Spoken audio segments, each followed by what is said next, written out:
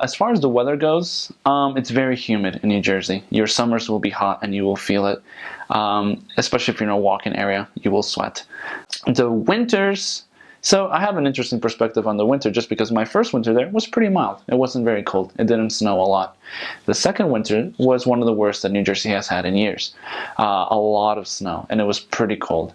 I don't think that it ever got like incredibly, like ridiculously cold like it gets like, for example, in the Midwest, but it was really cold and you're going to want to bundle up for that. Have good jackets, gloves, and a hat and everything. I had a really nice hat that covered my ears, and that was really nice, especially when it got really cold. The members are really nice about, especially when it's cold or when it's really hot. They'll always make sure that you stop by if you just need something to eat or to drink real quick. So the members are always really nice in New Jersey. But as far as the weather goes, yeah, and it kind of changes frequently. Like one day it'll be nice and the other day it'll be pretty cold. So it rains, I think, regular. I think it's more expensive overall. I wouldn't be able to have any example or like any like numbers, but I do know that it's a little bit more expensive to live there and the food and everything. But cool place to go. There's always the Wall over in New Jersey. It's just a long wall that's like just full of graffiti.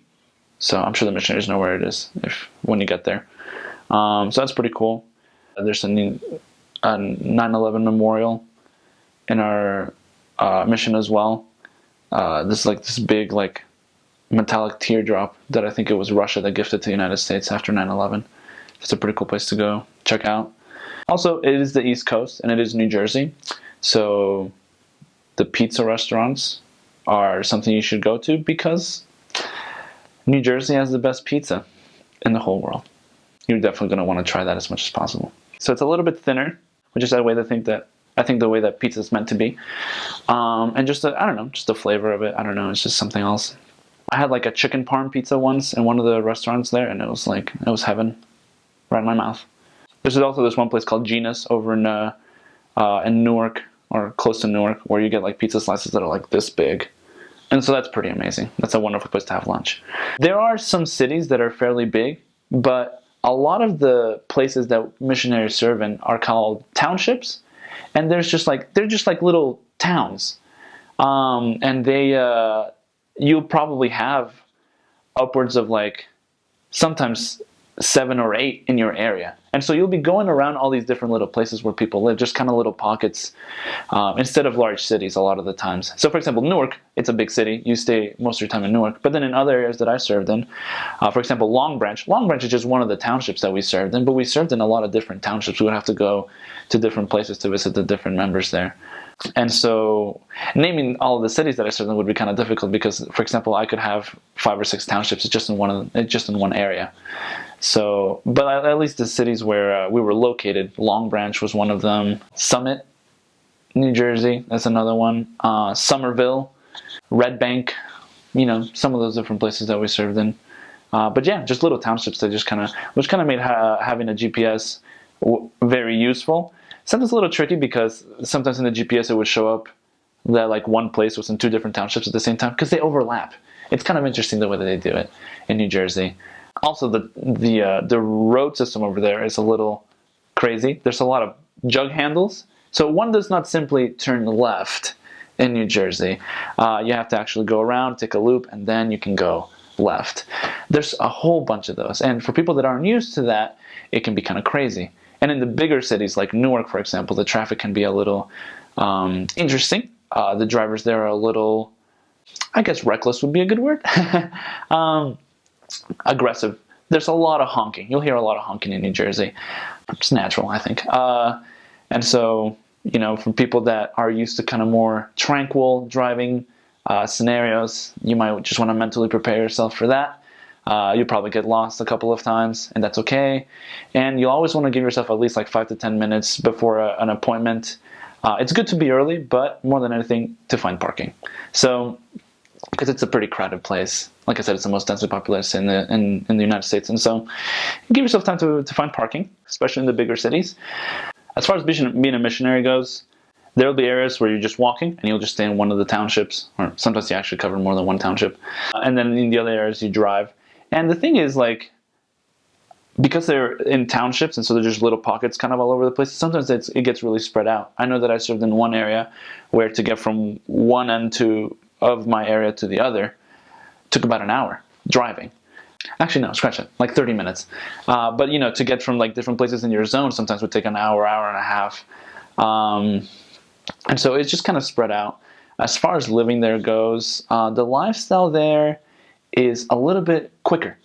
I know that a lot of people there, especially the people that immigrate from other countries, are there to work. That's kind of their main focus a lot of the times is working.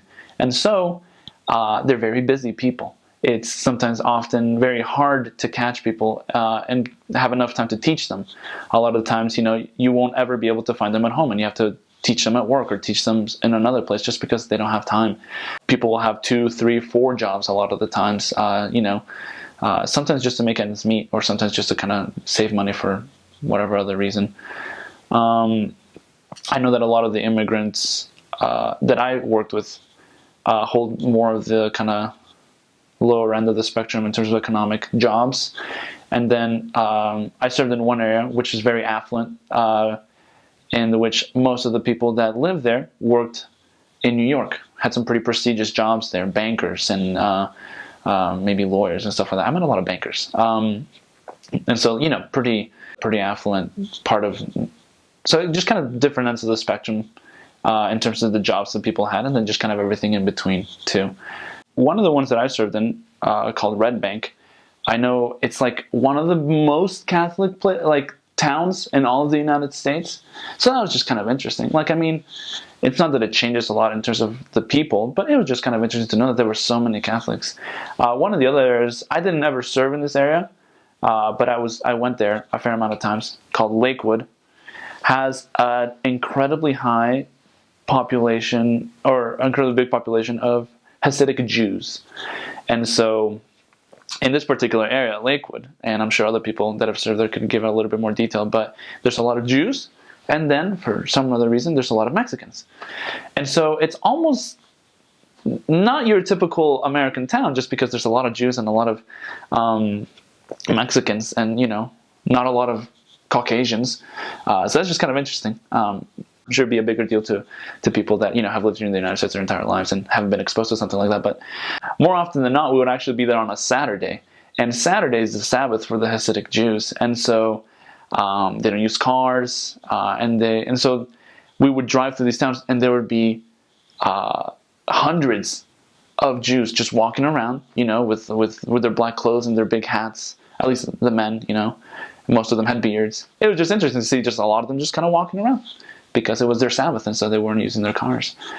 So that's just kind of an interesting sight. I don't think that you see that a lot. I know that New York has a lot of Jews too, but and I'm sure other places. But it's just kind of interesting to see that a lot of the times. They weren't very receptive to us. Some were, but most, were very nice. But I think just didn't want anything to do with having us teach them about our religion.